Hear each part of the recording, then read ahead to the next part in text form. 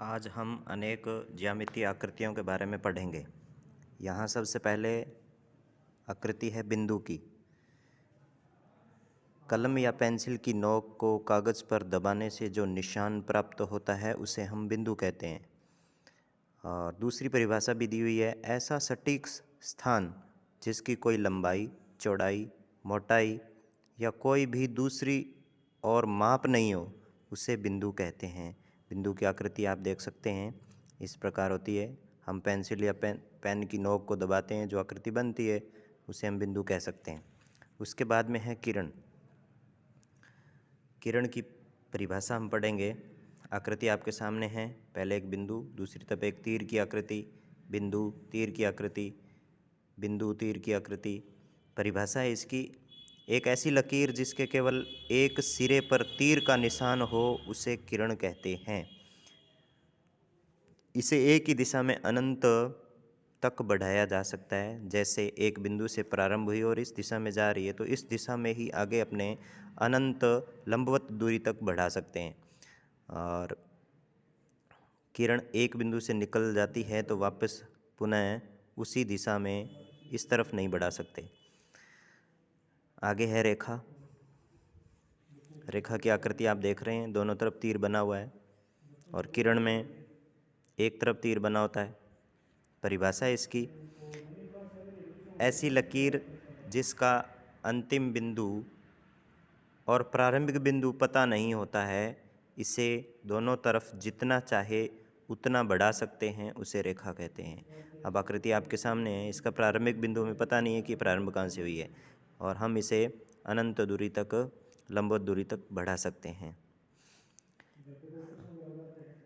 और रेखा की दूसरी परिभाषा, एक ऐसी लकीर जो दोनों दिशाओं में बढ़ती हो, बढ़ती ही जाए और इसका कभी अंत न हो, उसे रेखा कहते हैं।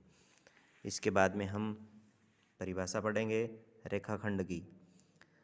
रेखाखंड देखिए, दोनों तरफ बिंदु हैं, सीमित है, इसको न तो इधर बढ़ा सकते हैं न इधर बढ़ा सकते हैं।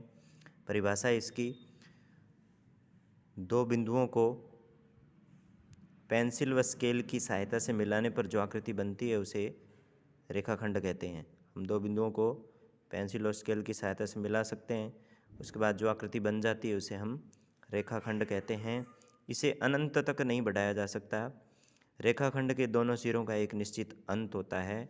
जैसे यहाँ ये इसका अंत है, इधर इसका अंत है। इस तरफ यदि हम निकाल रहे हैं तो ये आकृति रेखा की बन जाएगी और ये इसका अंत है, दोनों बिंदुओं का, दोनों सिरे हैं दिखाई दे रहे हैं, इसे रेखाखंड कहेंगे। इसके बाद में है कोण।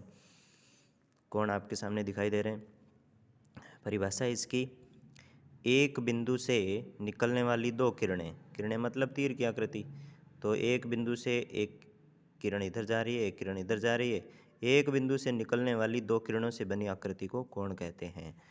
तो कोण आपके सामने है। इसके बाद में आयत।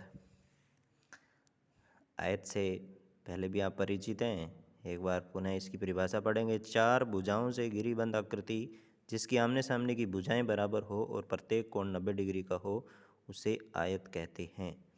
आयत के चारों कोणों का योग 360 डिग्री होता है। ये आपके सामने आयत है, ये 90 डिग्री का संकेत है।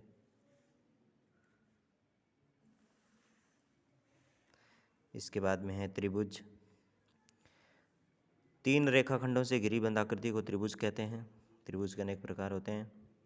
आपके सामने आकृति बनी हुई है, तीन भुजाएं हैं, बंद है, इसलिए हम इसे त्रिभुज कहते हैं। त्रिभुज के तीनों कोणों का योग 180 डिग्री होता है। इसके बाद में है परिभाषा वर्ग की। चार भुजाओं से बंद आकृति को वर्ग कहते हैं जिसकी चारों भुजाएं समान हो और प्रत्येक कोण 90 डिग्री का हो। वर्ग के चारों कोणों का योग 360 डिग्री होता है।